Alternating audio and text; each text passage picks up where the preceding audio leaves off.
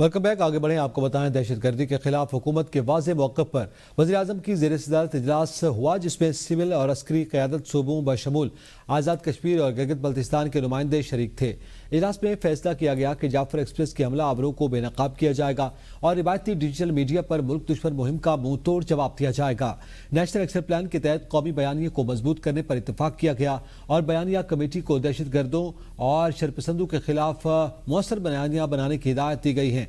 इजलास में फैसला किया गया कि कौमी बयानिया और मुल्क की सलामती के खिलाफ किसी मवाद का सद्देबाब किया जाएगा। तमाम सूबों के ताउन और आपसी रवावत बढ़ाने पर इत्तफाक किया गया। कौमी बयानिए को नौजवानों तक पहुंचाने के लिए फिल्मों और ड्रामों में कौमी मौज़ूआत अपनाए जाएंगे। डिजिटल मीडिया पर भी मवाद नशर किया जाएगा और दहशत गर्दी के मनफी असरात को उजागर किया जाएगा। सोशल मीडिया पर झूठी खबरों का सद्देबाब करने और झूठी मालूमात का मुस्तरद जवाब देने पर भी जोर दिया गया। इजलास में यह भी फैसला किया गया कि कौमी निसाब में दहशत गर्दी के हवाले से आगाही शामिल की जाए। बलूचिस्तान के सूबाई वज़रा और तर्जमान ने मुश्तरका प्रेस कॉन्फ्रेंस में दावा किया कि दहशत गर्दों को किसी सूरत नहीं छोड़ा जाएगा।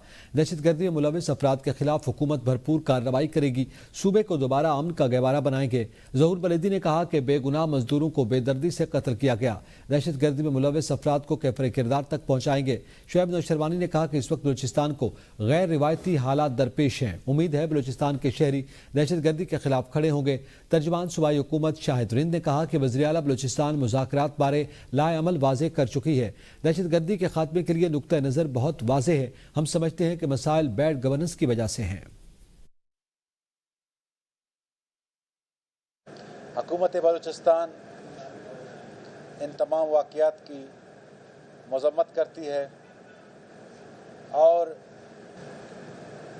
जो लोग इन वाक़यात में मुलव्वस हैं उनके खिलाफ भरपूर कार्रवाई करेगी। हुकूमत बलूचिस्तान अपनी भरपूर सलाहियतों को बरवरकार लाते हुए इस सूबे को दोबारा अमन का गहवारा बनाएगी। तो इस तरह बेगुनाह जो वाक़यात अफराद जो हैं शहीद हो रहे हैं बेगुनाह मुख्तलिफ वाक़यात में, उसकी तो मैं भरपूर अंदाज में मज़म्मत करता हूँ। साथ ये कहना चाहता हूँ कि जो बलूचिस्तान में इस वक्त दहशत गर्दी का लहर है, चूँकि एक रिवायती अंदाज से मामलात नहीं चल रहे हैं, एक गैर रिवायती किस्म के वाक़यात जो है बलूचिस्तान को दरपेश हैं, इसीलिए उनके साथ निमटना वो भी एक गैर रिवायती अंदाज में और एक नई स्ट्रेटजी के साथ जाके निमटना होगा। उसमें इंटेलिजेंस का इनपुट, उसमें अवाम का कंसेंसस और पब्लिक का सपोर्ट वो बहुत ज़्यादा ज़रूरी होता है।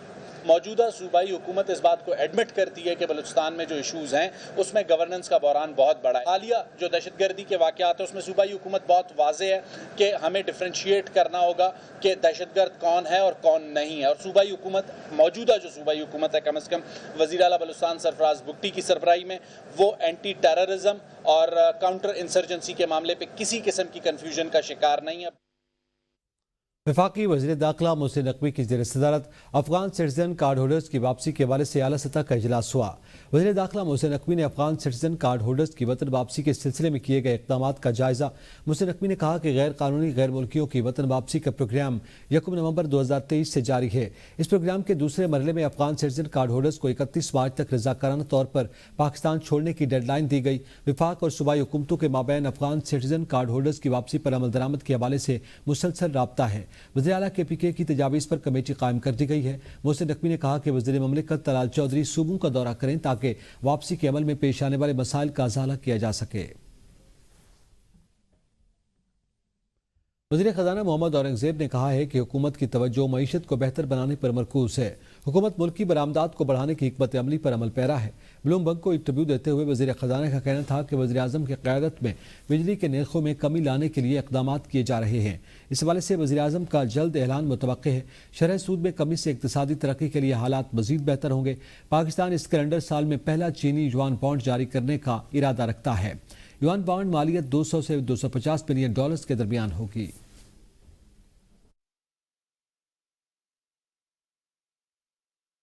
वार बुनियादों पर महंगाई बढ़ने की शरह में मामूली कमी हुई है। गुज़िश्ता हफ्ते के दौरान महंगाई बढ़ने की शरह 0.15% कम हो गई।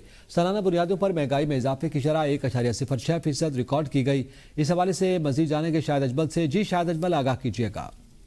جی بالکل، ادارہ شماریات نے ہفتہ وار بنیادوں پر مہنگائی میں اضافے کی شرح پر جو ہے اپنی اعداد و شمار جاری کی ہیں، جس میں ملک میں ہفتہ وار بنیادوں پر مہنگائی بڑھنے کی شرح میں معمولی کمی ہوئی ہے۔ گزشتہ ہفتے کے دوران مہنگائی بڑھنے کی شرح 0.15% کم ہو گئی ہے۔ سالانہ بنیادوں پر مہنگائی میں اضافے کی شرح 1.06% ریکارڈ کی گئی ہے۔ گزشتہ ہفتے کے دوران 10 اشیاء ضروریہ کی قیمتوں میں کمی اور 10 میں اضافہ ہوا، جبکہ 31 اشیاء ضروریہ کی قیمتوں میں استحکام رہا ہے۔ ٹماٹر کی قیمت میں 7 روپے 15 فی کلو اضافہ ہوا، جبکہ ایک ہفتے کے دوران گیس کا گھریلو سلنڈر 38 روپے 6 پیسے مہنگا ہوا اور کپڑا فی میٹر 4 روپے مہنگا ہوا۔ ایک ہفتے کے دوران دال ماش کی قیمت 2 روپے 54 پیسے، گڑ، بڑا گوشت اور دال مسور اور سرسوں کا تیل بھی اور کھانے کا تیل بھی مہنگی ہونے والی اشیاء میں شامل ہیں۔ ایک ہفتے کے دوران پیاز کی فی کلو قیمت 3 روپے کم ہو گئی، جبکہ کیلا فی درجن 9 روپے 28 پیسے سستا ہوا ہے۔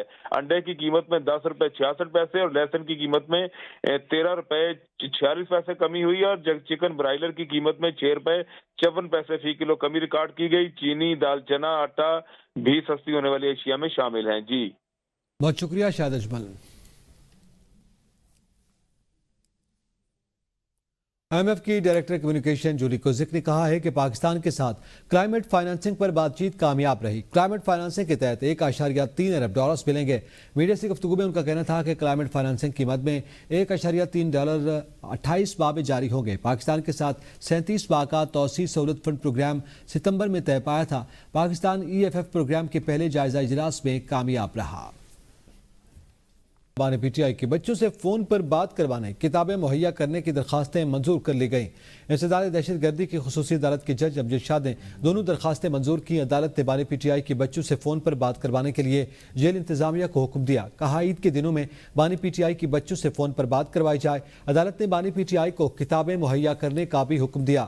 وکیل فیصل ملک نے بانی پی ٹی آئی کی جانب سے دونوں درخواستیں دائر کی تھیں۔ گزشتہ روز پراسیکیوٹر اور وکلائے صفائی کی جانب سے دلائل مکمل کیے گئے تھے۔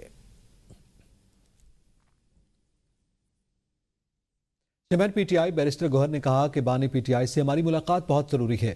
عدالتی حکم کے باوجود بانی پی ٹی آئی سے ہماری ملاقات نہ کروانا غیر آئینی ہے۔ ہم اس کیس کو دوبارہ عدالت لے کر جائیں گے۔ 26ویں آئینی ترمیم کے بعد عدلیہ کی آزادی ختم ہو گئی۔ بشرا بی بی کو سزا دینا بانی پی ٹی آئی کو کمپرومائز پوزیشن پر لے کر جانا ہے۔ شیر افضل مربت کا پی ٹی آئی میں فارورڈ بلاک بننے کا بیان بے بنیاد اور من گھڑت ہے۔ وہ ABN نیوز سے خصوصی گفتگو کر رہے تھے۔ سے پولیٹیکل لیڈرشپ کی ملاقات نہیں ہو رہی، اس لیے اس کے لیے ہم کورٹ میں گئے تھے۔ یہ بالکل ایک غیر اللیگل آرڈر ہے اور بالکل مس یوز آف اتھارٹی ہے، اور یہی تو ہمارا ایک کنسرن رہا ہے اور شکوہ رہا ہے کہ 26ویں ترمیم کے بعد عدلیہ محکوم بن گیا، عدلیہ کمپرومائز ہو گیا، عدلیہ کی آزادی ختم ہو گئی ہے، اور ہمیں پورا یقین ہے کہ جب آزاد عدلیہ کے سامنے، آزاد منش ججز کے سامنے خان صاحب کے کیسز آئیں گے، وہ سارے ختم ہو جائیں گے اور خان صاحب باہر ہوں گے۔ بشرا بی بی کا تو دور دور تک اس کے ساتھ تعلق نہیں، وہ تو ایک ہاؤس وائف ہے۔ آپ نے فقط اس کو سزا اس لیے دی کہ خان صاحب کو آپ کمپرومائز پوزیشن پہ لے کے آؤ، ان کو ہرٹ کرو۔ مولانا صاحب کے ساتھ بڑے عرصہ کے ساتھ ہم انگیج ہیں، مولانا صاحب نے بہت اچھا رول پلے کیا تھا 26ویں ترمیم کے دوران اور ہمیں بڑا سپورٹ کیا ہے۔ دیکھیں جہاں تک فارورڈ بلاک کا تعلق ہے، انہوں نے پہلے بھی پنجاب سے ریلیٹڈ ایسی اسٹیٹمنٹ تھی، وہ بھی اسٹیٹمنٹ غلط ہے۔ میں اس کی سختی سے تردید کرتا ہوں کہ پاکستان تحریک انصاف میں کوئی فارورڈ بلاک ہے، کوئی فارورڈ بلاک بن ہی نہیں سکتا۔ وزیر دفاع خواجہ آصف کی ABN نیوز سے خصوصی گفتگو، کہا جتنی ریگولر سیاسی ملاقاتیں جیل میں پی ٹی آئی والے کرتے ہیں، ہمیں تو پی ٹی آئی کی حکومت میں ایسی کوئی اجازت نہیں تھی۔ جب مجھے نیب کے حوالات سے جیل بھیجا گیا تو ننگے فرش کے اوپر کمبل دیا گیا اور لنگر سے روٹی آتی تھی۔ بانی پی ٹی آئی کو اضافی سہولیات بھی تھیں، اضافی ملاقاتیں بھی کروا دی، مجھے کوئی گلہ نہیں۔ بانی پی ٹی آئی کو ضرور یاد کروانا چاہیے کہ جب ہم لوگوں کو قید کیا گیا تھا تو اس نے ہمارے ساتھ کیا کیا تھا۔ حالات سارے میڈیا کے سامنے ہیں۔ پی ٹی آئی والے پاکستان کے لیے انتشار پیدا کرنا چاہتے تھے، اب خود ان کی پارٹی انتشار کا شکار ہو چکی۔ وزیر اطلاعات پنجاب عظمہ بخاری نے کہا ہے کہ فیصل آباد میں خاتون سے زیادتی کیس کا ملزم گرفتار ہو گیا، دیگر 2 ملزمان کو بھی گرفتار کر کے جلد کیفر کردار تک پہنچایا جائے گا۔ مریم نواز کی حکومت میں پولیس تفتیش میں صرف خانہ پوری نہیں ہو سکتی۔ ایک واقعہ سابق حکومت میں موٹر وے پر پیش آیا تھا جس کے ملزمان کا بھی شاید کسی کو نہیں پتا کہ وہ کہاں ہیں۔ فیصل آباد میں ایک بہت انفارچونیٹ واقعہ ہوا ہے اور چند گھنٹوں کے اندر ملزم کا گرفتار ہونا اپنے آپ میں ایک تاریخ ہے۔ اور آپ کو یاد ہوگا کہ ہم سے پہلے جو حکومت تھی اس کا جو ایک مہاتما ہوتا تھا تب بھی اس دور میں بھی ایک موٹر وے کے اوپر ہی ایک ریپ کا واقعہ ہوا تھا اور اس میں بیچاری وکٹم جو ہے اس کو مورد الزام ٹھہرا دیا گیا تھا. اس نے پیٹرول چیک کیوں نہیں کیا تھا, وہ بچوں کو لے کر رات کو نکلی کیوں تھی. یہاں پر مریم نواز صاحبہ کے پنجاب میں یہ نہیں ہوتا ہے. مریم نواز ملازمت سے برخاستی کے خلاف کیس دوبارہ جسٹس بابر ستار کی عدالت بھیجنے کا معاملہ. اسلام آباد ہائی کورٹ کے جسٹس بابر ستار نے عدالتی حکم نامے میں قائم مقام چیف جسٹس کے انتظامی کردار پر سوالات اٹھا دیے.